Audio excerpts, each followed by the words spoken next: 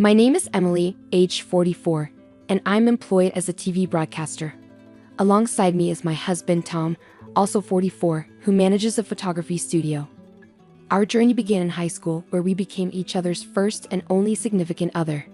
The path to marriage was natural, as if destiny had woven our lives together seamlessly. At 25, tragedy struck when I lost my parents in an accident. In the aftermath, Tom's unwavering support was a lifeline, solidifying his place as not just a husband but a familial anchor. Post-nuptials, Tom relocated to my childhood home, a sanctuary left behind by my parents, where I found solace in our shared space. Our union bore fruit with the arrival of our son, bringing immense joy into our lives. Tom proved to be the epitome of an egalitarian partner, seamlessly balancing household responsibilities and childcare, a testament to his commitment to our shared goals. Yet, amidst our bliss, a shadow loomed in the form of my mother-in-law, Jen. She couldn't reconcile with the sight of Tom, a man, taking charge of domestic duties. Reflecting on an incident a decade past, when our son was just beginning elementary school, Jen's presence escalated. With the transition from nursery to elementary school came logistical challenges, prompting us to rely on her assistance in ferrying our son home. Her frequent visits coincided with her husband Steve's retirement, affording them both ample free time. Jen, a staunch traditionalist, had embraced the role of homemaker, while Steve was less inclined towards household chores. Whenever Tom found himself in the kitchen, effortlessly whipping up meals, Jen's disapproval lingered audibly in muttered phrases like, "A man's place isn't in the kitchen," or nostalgic remarks about how their generation wouldn't conceive of such occurrences. Upon my initial visit to their home, Jen wasted no time in expressing her expectation for me to relinquish my career aspirations, firmly rooted in her belief that women should prioritize homemaking. My role as a glamorous broadcaster seemed to irk her, contrasting sharply with her worldview. Yet Tom, who had witnessed my passion for broadcasting since our high school days, remained steadfast in his support for my ambitions. Likewise, I championed his pursuit of photography, and our symbiotic collaboration felt organic and effortless. Navigating the challenges of nursery school proved to be a joint effort, but the transition to elementary school brought unexpected hurdles, particularly with after-school care proving less accommodating. This compelled us to lean on Jen's assistance more heavily. As she began to frequent our home, her critiques of household tasks became a common refrain. Despite Tom's nonchalant responses defending our division of labor, Jen persisted in voicing her disapproval, often behind my back. Yet, recognizing her invaluable help, I chose to endure her comments in silence, opting not to engage in confrontation. Despite her traditional values, Jen had a surprising affinity for modern conveniences. Proudly brandishing her smartphone, she boasted of being the sole owner among her peers, reveling in the ease of access it provided. "I'm ahead of the curve," she proclaimed, enthusiastically exploring the internet for various purposes. "Look at how simple it is to do things now," she remarked, advocating for the adoption of convenient tools. Embracing the digital age, she efficiently utilized online platforms for tasks like restaurant reservations and service bookings. However, Jen's embrace of modernity seemed selective when it came to our family's shopping habits. Disapproving of our reliance on a delivery service for weekly grocery orders, she voiced her dissent with comments like, "You should handle the shopping yourself," and lamented the perceived wastefulness of delivery fees. Yet, her tune changed upon discovering the option to order groceries online. Encouraging me to embrace this newfound convenience, she eagerly advocated for the abandonment of outdated paper forms, highlighting the benefits of digital shopping. During evenings when Jen lingered at our home while Tom and I prepared dinner, she often cited the need to return for Steve's meal, emphasizing his inability to dine alone. Steve's aversion to household tasks was evident, leaving Jen to shoulder the domestic burden. Curious about Tom's contrasting approach, I once questioned him about his cooperative attitude towards chores, given his upbringing. Tom's response shed light on his determination to avoid the same complaints his mother had voiced about his father's lack of involvement. It was a lesson learned through observation of negative patterns. Jen's frustration with her husband's reluctance to contribute to household chores was palpable, contrasting with her bemusement at her son's willingness to pitch in. Perplexed by her seemingly contradictory stance, I suspected that Jen found solace in airing grievances, prompting me to maintain a cautious distance. Little did I know at the time, Jen's mounting frustrations would eventually lead her to take drastic actions, such as selling our house without consent, revealing the depths of her desperation. That summer brought an exciting opportunity when my company extended an invitation for a 2-month business trip abroad to cover a sports broadcast at the World Championship. It was a rare chance that felt like the culmination of my hard work and dedication. Recognizing the significance of this opportunity, I turned to Tom for guidance. Amidst his own commitments, he expressed uncertainty about managing both work and caring for our son John. It was then that Jen, who had been quietly listening, stepped in with an offer to assist. Despite lingering reservations from past encounters, the absence of alternative options left me with little choice but to entrust John's care to Jen. While considering the option of having Tom and John stay with Tom's parents, we realized the logistical challenges of commuting to school from their location.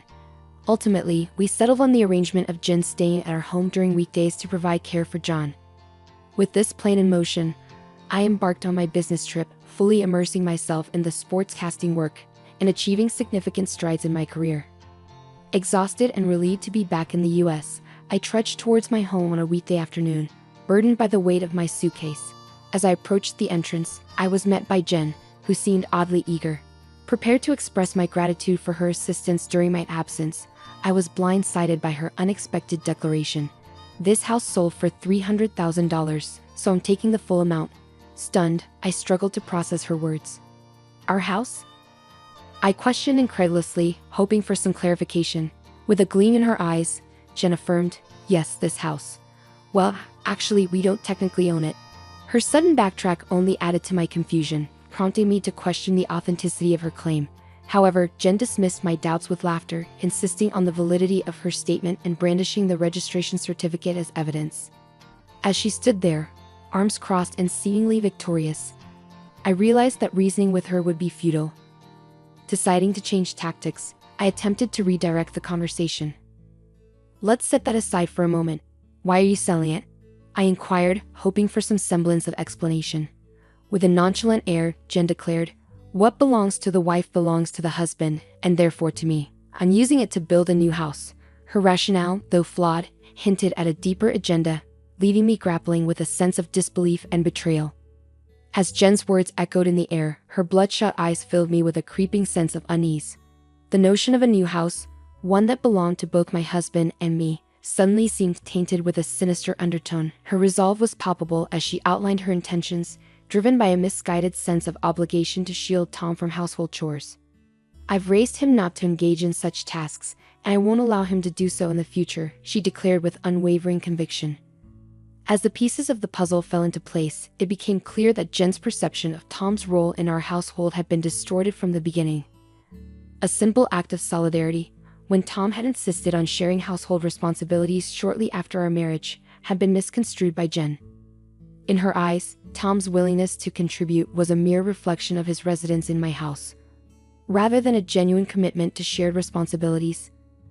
The concept of a working couple collaborating on household duties simply did not register in her worldview. Delving deeper into the situation, I discovered the underlying financial strain plaguing Jen and Steve following Steve's retirement.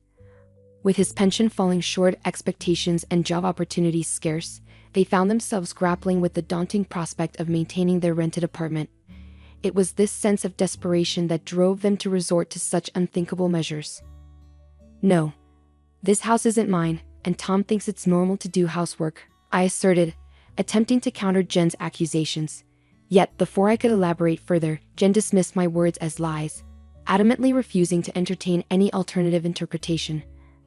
Desperate for clarity amidst the chaos, I redirected the conversation towards practical details. "Where did you sell it?"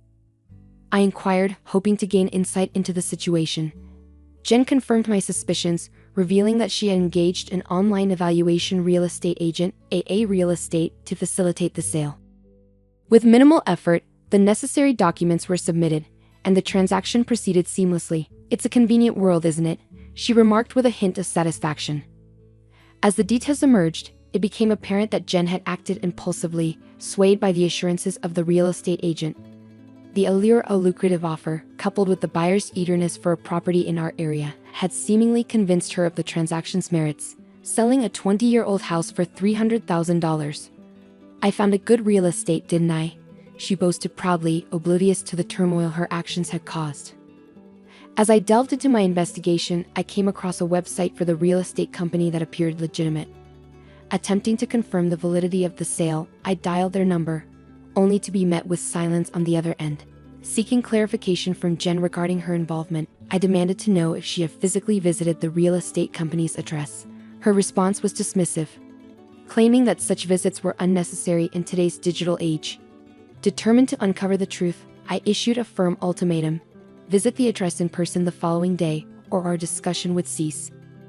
To my astonishment, Jen's tearful call the next day confirmed my worst fears. The purported real estate company was nowhere to be found. In its place stood a derelict wooden structure devoid of life. Despite the gravity of the situation, I couldn't help but burst into laughter at Jen's folly. Upon her return, Jen confessed to her misguided actions. Fueled by a misplaced sense of opportunity upon discovering the house registration certificate in my name during my absence, she had enlisted the services of the real estate agent. Their shameless assurances, coupled with Jen's naivety, led her to believe that the sale was legitimate, even without actual ownership. In her eagerness to seize what she perceived as an opportunity, she had unwittingly fallen prey to deception, providing the agent with all the requested documents without hesitation. Upon discovering a potential buyer, the fraudulent real estate agents demanded a deposit, half of their commission fee, amounting to $4,800, equivalent to half of the $9,600 commission promised for the $300,000 sale. Concerned of the gravity of the situation, I promptly contacted the authorities to report the scam. 2 officers were dispatched to our home to investigate the matter further. To our dismay, the police officers revealed that such internet fraud, masquerading as legitimate real estate agents, had become increasingly prevalent. Their modus operandi involved offering free property valuations, soliciting official documents from unsuspecting victims, introducing a fictitious buyer, and then absconding with a hefty fee. It was a cunning scheme that preyed on the vulnerabilities of individuals seeking to sell their properties. With the proliferation of vacant houses and the ease of fabricating addresses for document delivery, such fraudulent activities had surged in recent times. The officers theorized that the fraudsters likely designated a postbox under a fictitious name to receive the documents. Trembling with apprehension, Jen cooperated with the police, providing them with vital information. However, their inquiry took a startling turn when the officer questioned Jen about the house deed. In a barely audible voice, she admitted, "No, it was the original." The revelation left the officer visibly astounded, underscoring the severity of the situation and the extent of Jen's unwitting participation in the scam. As the police officer turned to me for clarification, I calmly denied any involvement in requesting the deposit. "No, I didn't ask for that," I stated plainly. Despite Jen's visibly distressed state, the officer seemed to lean towards trusting my account over hers. "She says she didn't ask for it. Selling things on your own isn't advisable, madame. This situation is outrageous," he admonished, casting a disapproving glance at Jen, who remained silent, her lip bitten in remorse. Turning his attention back to Jen, the officer probed further about the deed registration. "You sent a copy, right?" Her barely audible response, "No, it was the original," left the officer even more incredulous. His dismay evident, he exchanged a glance with me, silently acknowledging the gravity of the situation. Sensing the need for resolution, the officer inquired about filing a theft report. However, I declined, explaining that the document had no validity in the sale process. "Actually, this house has already been sold to someone else," I revealed, elaborating on the legal changes that rendered the deed registration obsolete in such transactions. While I cherished the deed as a memento of my parents' legacy, its practical significance had diminished over time. With this revelation, the reality of the situation began to sink in, leaving Jen with a heavy sense of regret. As the reality of the situation began to dawn on Jen, she realized her misunderstanding regarding the deed and its implications. In her mind, the presence of the deed signified ongoing ownership of the house. Unaware that its significance had diminished in the sale process orchestrated by the fraudsters, faced with embarrassment and frustration, she turned her gaze towards me with a hint of resentment, questioning why I hadn't sold the house myself. Her muttered words stung, insinuating that my career choices had led to our current predicament. Meeting her gaze with a calm resolve, I explained the true reason behind the sale: Tom's ambition to pursue his dream photography business. With insufficient funds to kickstart his venture, we had made the difficult decision to part with our cherished family home, selling it to an acquaintance and subsequently renting it back. As I recounted the series of events, Jen's demeanor shifted, her shoulders slumping in defeat. Her tearful outburst laid bare the deeper frustrations plaguing her own life, revealing the stark contrast between her own marital struggles and our united front. As she lamented her husband's perceived shortcomings, her grievances poured forth unabated, leaving the police officer at a loss for words as he struggled to navigate the emotional turmoil unfolding before him. Despite filing a fraud report, the perpetrators remained elusive, evading capture for over a decade, leaving little hope for the recovery of the lost funds. In the wake of the ordeal, Steve's trust in Jen waned, prompting him to assume full control over their finances. Stripped of any financial autonomy, Jen found herself relegated to seeking Steve's approval for even the most basic expenses, a restriction she found suffocating and frustrating.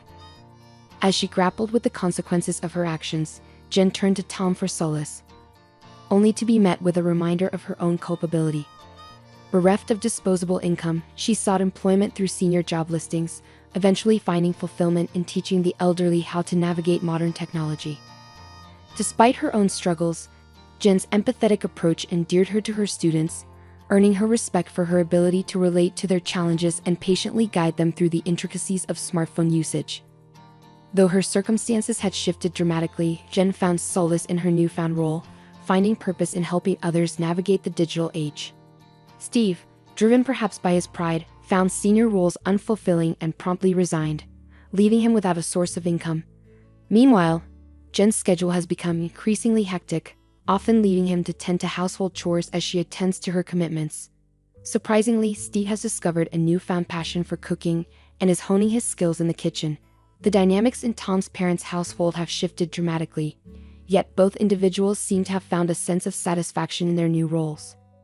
In my own journey, following a successful overseas business trip, I've ascended the career ladder and now serve as the anchor for the evening news. Tom's photography studio is thriving, and together, we've accumulated enough savings to contemplate repurchasing and renovating the family home. We remain grateful to our acquaintance who allowed us to retain ownership of the house despite the distressing ordeal we endured. Ultimately, the situation proved beneficial for Tom's parents. As our son nears adulthood at 17, I've imparted this tale to him as a lesson on the dangers of internet fraud. However, out of respect for his grandparents, I've chosen to keep the aspect of their attempt to sell our house a secret, preserving their dignity.